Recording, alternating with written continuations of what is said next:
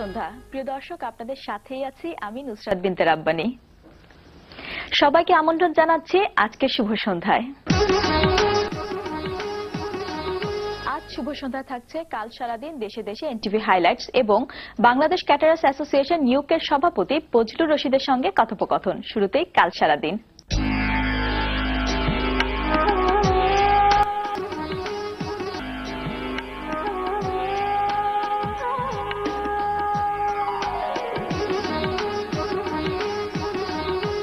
দর্শক, আমাদের আজকের অতিথি যুক্তরাজ্য প্রবাসী বিশিষ্ট শিল্পপতি, বিলেতে বাঙালি কমিউনিটির সবচেয়ে প্রাচীন ও সুনামী প্রতিষ্ঠান বাংলাদেশ ক্যাটারার্স অ্যাসোসিয়েশন বিসিএ এর প্রেসিডেন্ট এবং ব্রিটিশ বাংলাদেশ চেম্বার অব কমার্সের অন্যতম পরিচালক জনাব বজলুর রশিদ। কথা বলি তার সঙ্গে।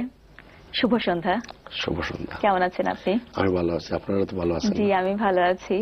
আপনি বাংলাদেশ ক্যাটারার্স অ্যাসোসিয়েশনের সভাপতি হিসেবে দায়িত্ব পালন করে আসছেন। বাংলাদেশ ক্যাটারার্স অ্যাসোসিয়েশন এই জিনিসটা আসলে কি? বাংলাদেশ ক্যাটারার্স অ্যাসোসিয়েশন একটা অর্গানাইজেশন।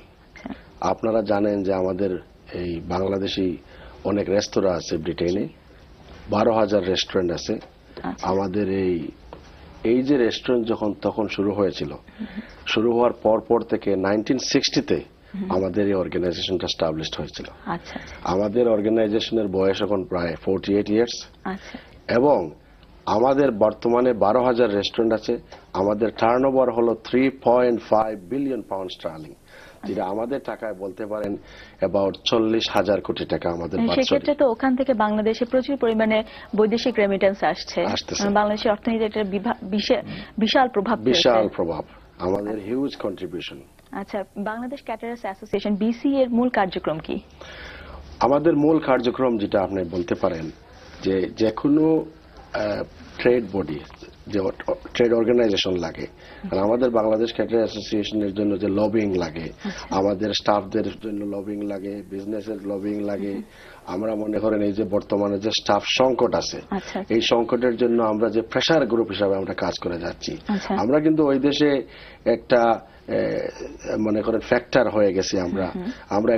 আমরা স্টেক হোল্ডার হিসাবে আছি। ব্রিটিশ গভর্নমেন্ট এইরকম আমাদের মনে করেন রেস্তোরাঁর উপর যখনই কোনো পলিসি, কোনো নতুন কিছু করে, আমাদের সাথে ওরা কনসাল্ট করে। আমরা প্রায় কতজন কর্মী ওখানে কাজে নিয়োজিত আছেন? আমাদের মনে করেন আমাদের অনেক মেম্বার, কিন্তু মনে করেন we are the only organization represent whole Bangladesh restaurant in Britain. এর মধ্যে আমাদের এক্সিকিউটিভ কমিটি যেটা, এটা হইল গিয়া 100 জনের executive committee. It's a national executive council body. আচ্ছা, তাহলে পুরো রেস্টুরেন্ট বিজনেসে, যে বিলেতে যে রেস্টুরেন্ট বিজনেস বাংলাদেশিদের সবচেয়ে বড় অর্থনৈতিক আয়ের উপায়, সেখানে কতজন বাংলাদেশি ইনভলভড আছেন কাজে আছেন? আমাদের সাথে ডাইরেক্টলি কাজ করতেছেন 100,000 পিপল। ইনডাইরেক্টলি আমরা বলে থাকি another 250,000 পিপল। অ্যাকচুয়ালি টোটাল আমাদের ক্যাটারার্স এর পরিবারদের সাথে আছেন 500,000 প্রবাসী আছেন, এর মধ্যে 350,000 আমাদের সাথে ইনভলভড ডাইরেক্টলি এবং ইনডাইরেক্টলি। কর্মী সংকট হচ্ছে কি জন্য? কর্মী সংকট হলো যে আমাদের রেস্টুরেন্ট, অ্যাকচুয়ালি আমরা ওই দেশে বলে থাকি লবিং এ বলে থাকি এবং মিডিয়াকে বলে থাকি যে we are victim of our own success. আর আমাদের মনে করেন এখন হয়তো 6,000 রেস্টুরেন্ট হওয়ার কথা ছিল, 12,000 হয়ে গেছে। এত সাকসেসফুল, এইভাবে তো স্টাফ তো তৈরি হচ্ছে না। স্টাফ আমাদের মনে করেন 3টা কারণ বলতে পারেন। এইজিং একটা ফ্যাক্টর, আরেকটা ফ্যাক্টর হলো নতুন প্রজন্মরা আমাদের ইন্ডাস্ট্রিতে আসতেছে না। তার অল হাই স্কিলড, ওরা মনে করেন ইঞ্জিনিয়ার, ডাক্তার, এই মনে করেন লয়ার হইতেছে, ওই দিকে যাচ্ছে। আরেকটা কারণ হলো সাম অফ দি মানে কিছু লোকেরা ডাইভার্সিফাই করতেছে, এই জন্য আমাদের অনেক সংকট। আমরা এখন কিন্তু রেস্টুরেন্ট ফুল ক্যাপাসিটিতে চালাতে পারতেছি না এই অ্যাকিউট শর্টেজের জন্য। আচ্ছা, এই শর্টেজের জন্য যে কর্মী দরকার, সেটা তো বাংলাদেশ থেকেই নিতে হবে। তো কর্মী তৈরি হচ্ছে না কেন বাংলাদেশে? বাংলাদেশ থেকেই নিতে হবে এটা না, কিন্তু আমরা যেহেতু বাংলাদেশি, এর জন্য আমরা গভর্নমেন্টকে খুব স্ট্রেস দিতেছি যে we need people from our own country. তারা আমাদের কালচার বোঝে, আমাদের ল্যাঙ্গুয়েজ বোঝে এবং ওই কারিটাই, ওই ফুডটাই আমরা বিক্রি করি। সুতরাং বাংলাদেশের ফুড বিক্রি করতে হলে আমাদের লোকের দরকার। এইভাবে আমরা লবি করে যাচ্ছি। এখন আমাদের 30,000 লোকের শর্টেজ আছে, ইমিডিয়েট শর্টেজ যেটা বলা হয়। আচ্ছা, তাহলে 30,000 লোক আপনারা যেহেতু নেবেন, তো 30,000 দক্ষ কর্মী দরকার। এরকম দক্ষ কর্মী পেতে হলে, মানে কর্মীদের দক্ষ হতে হলে কি করতে হবে? দক্ষ হতে হলে এইটার জন্য আমি অ্যাওয়ারনেস ক্রিয়েট করার জন্য এখানে প্রেস কনফারেন্স করেছি, যে আমাদের এখানে প্রপার আন্তর্জাতিক স্ট্যান্ডার্ডে মানে ইন্টারন্যাশনাল স্ট্যান্ডার্ডে ট্রেনিং ইনস্টিটিউট গড়ে তুলতে হবে। ওই ট্রেনিং ইনস্টিটিউটে এখন বিলেতে যেতে হলে যে পয়েন্ট বেস সিস্টেম আপনারা শুনেছেন হয়তো স্টার্ট করছে ওরা, ওই পয়েন্ট বেস সিস্টেমের থ্রুতে যেতে হলে যেগুলো রিকোয়ারমেন্টস লাগে ওই রিকোয়ার গুলো ফুলফিল করে এখানে ট্রেনিং ইনস্টিটিউট কতকটা হতে হবে, যেখানে আমাদের দক্ষ শ্রমিক হতে হবে, মানে রেডি হবে, আমরা ওখানে জব দিতে পারবো। আচ্ছা, এখানকার অনেকেই আছেন যে ওখানে যেতে ইচ্ছুক কিন্তু মানে প্রপার গাইডেন্সটা পাচ্ছে না যে কিভাবে যেতে হবে, তার জন্য কি করতে হবে। তো সাধারণ মানুষ যারা যেতে ইচ্ছুক তারা কি করবেন? এখন যারা আমরা যখন মনে করতেছেন আপনারা এই যে অ্যাওয়ারনেস ক্রিয়েট করতেছি, আমাদের রেগুলার আমরা ইন্টারভিউ দিতেছি, আমাদের টোটাল একটা প্রেস রিলিজ সব জায়গায় আপনাদের এই সব মিডিয়াতে দিছি, এবং গভর্নমেন্ট বডির সাথে আমাদের আলাপ চলতেছে, মিনিস্টার সাহেবদের সাথে আমার আলাপ চলতেছে। এগুলো আমরা বলে যাচ্ছি যে কি কি দরকার, আমাদের সাথে যোগাযোগ করার দরকার, আমরা কি কি দরকার, কি কি রিকোয়ারমেন্ট দরকার ওনাদেরকে আমরা বলে দিব, তাহলে কিন্তু ওরা সঠিকভাবে যেতে পারবেন। যেতে হলে দক্ষ হতে হবে, বর্তমান পয়েন্ট বেস সিস্টেম ফলো করতে হবে, এসব ফলো করলে আমাদের ক্যাটার অ্যাসোসিয়েশনের সাথে যোগাযোগ করলে ঠিকই কিন্তু ওরা সব টোটাল প্রপার গাইডেন্স পাবেন এবং যেতে পারবেন, লস্ট হবেন না। আচ্ছা, এবার ঢাকা সফরে এসেছেন কতদিনের জন্য? আমি আসছিলাম 2 সপ্তাহ, বাট বিকজ অফ এই আপনার আমাদের যে সমস্যাগুলা যাতে প্রপার ভাবে বাংলাদেশের মিডিয়াতে এবং বাংলাদেশের মেইন স্ট্রিম পলিটিশিয়ানের সাথে যাতে তুলে ধরতে পারি, এই জন্য আমার প্রায় 4 সপ্তাহ হয়ে গেল। 4 সপ্তাহ হয়ে গেল। আপনার প্রাপ্তি কতটুকু বলে আপনি মনে করছেন?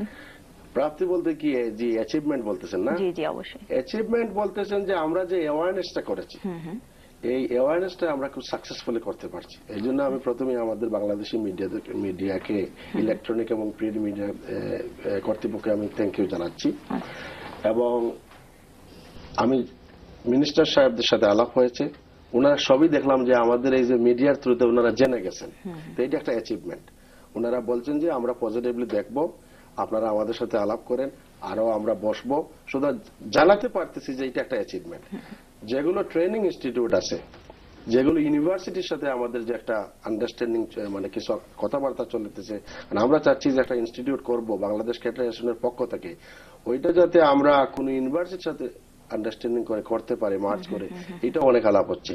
এই যে সব লোকরা অ্যাডভান্স হয়ে আমাদের সাথে যোগাযোগ করতেছেন, আর আমরা যে গাইডেন্স দিতেছি যে আপনাদের ইনস্টিটিউট গুলো প্রপার ভাবে চালাতে হবে, নতুন ভাবে অ্যাফিলিয়েশন আনতে হবে, রিকোয়ারমেন্ট ফুলফিল করতে হবে, এই যে আমাদের সাথে যে একটা কন্টিনিউ কমিউনিকেশন হচ্ছে, ইন্টারাকশন হচ্ছে, এটা একটা অ্যাচিভমেন্ট আমি বলে মনে করি। আচ্ছা, আপনারা যে কাজের জন্য এখানে এসেছিলেন, বলছেন বিভিন্ন ইনস্টিটিউশনের সাথে যোগাযোগ করেছেন, এই সম্পূর্ণ কাজটা সমাধা হতে এবং মানে জনগণ এটা সুবিধা পেতে কতদিন লাগতে পারে? এটা হলো, এটি আমাদের একটা ট্রানজিশন পিরিয়ড আছে, এইটি সমস্যা। কারণ অ্যাকচুয়ালি দক্ষ লোক তৈরি করতে হলে আমি মনে করি মিনিমাম 1 বছর থেকে 2 বছর লাগবে।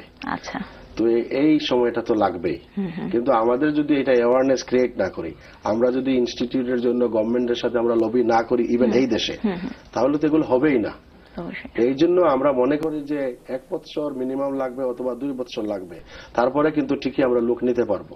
কিন্তু আমাদের এখানে আমাদের মনে করেন রিকোয়েস্ট গভর্নমেন্টের প্রতি এবং মিডিয়ার প্রতি, এটা যাতে সব সময় অ্যাওয়ারনেসটা থাকে, গভর্নমেন্ট যাতে আমাদেরকে পজিটিভলি দেখেন, সিরিয়াসলি নেন, তাহলে কিন্তু সম্ভব সবকিছু সাকসেসফুল করার। আচ্ছা, আপনি বাংলাদেশ ক্যাটারার্স অ্যাসোসিয়েশনের বাদেও তো অন্যান্য কার্যক্রমে নিযুক্ত আছেন, কি কি কাজে আছেন এখন? আমি এখানে normally actually I am N businessman, I M a businessman in Britain, এবং আমি এখানে আমার অনেক ইনভেস্টমেন্ট আছে। আমি অনেক সোশ্যাল অ্যাক্টিভিটি করে থাকি, আমি একজন সোশ্যাল অ্যাক্টিভিস্ট। আমি বাংলাদেশ ব্রিটিশ চেম্বার অফ কমার্সের সাথে আমি শুরু থেকেই জড়িত, আমি একজন ডাইরেক্টর, এবং আমি অন্যান্য সোশ্যাল অর্গানাইজেশনের সাথে আমি যুক্ত। আচ্ছা, সোশ্যাল অ্যাক্টিভিটিজ এর মধ্যে কি কি আছে? সোশ্যাল অ্যাক্টিভিটিজ এর মধ্যে মনে করেন আমাদের অনেক ওয়েলফেয়ার অ্যাসোসিয়েশন আছে। এই ওয়েলফেয়ার অ্যাসোসিয়েশন এবং আদার অর্গানাইজেশন যারা সব সময় যে কোনো প্রবলেম, যে কোনো ক্রাইসিসে আমরা মনে করেন আমরা হেল্প করে থাকি। মনে করেন আপনাদের সিডার, এদেশে যে সিডার হলো, এই দেশে যে বন্যা হয়, এই দেশে নানান প্রবলেম হয়, ইভেন আপনার বাংলাদেশ থেকে আমাদের মনে করেন এই যে মনে করেন ফিল্ম স্টার বলেন, অনেক মনে করেন সাকসেসফুল লোক আছে যারা ফাইন্যান্সিয়ালি সলভেন্ট না, যে কোনো মনে করেন প্রবলেম হয়, মনে করেন একটা বিরাট মেজর অপারেশন হবে, ক্যান্সার রোগের সমস্যা হয়, হার্ট বাইপাস হয়, নানান প্রবলেম দেখা দেয়, ওই সব জায়গাতে কিন্তু আমরা হেল্প করি, ফান্ড রেজিং করি। আচ্ছা, এবং নানান দিক দিয়ে সব দিক দিয়ে আমরা কিন্তু হেল্প করে থাকি। আচ্ছা, আপনি যুক্তরাজ্যে আছেন কতদিন ধরে? যুক্তরাজ্যে আমি আসলে 1978-এ গিয়েছিলাম। এর আগে কোথায় ছিলেন? এর আগে আমার বাড়ি সিলেট, মৌলভীবাজার অ্যাকচুয়ালি। আচ্ছা, তো সিলেটের জন্য আপনি কি করেছেন?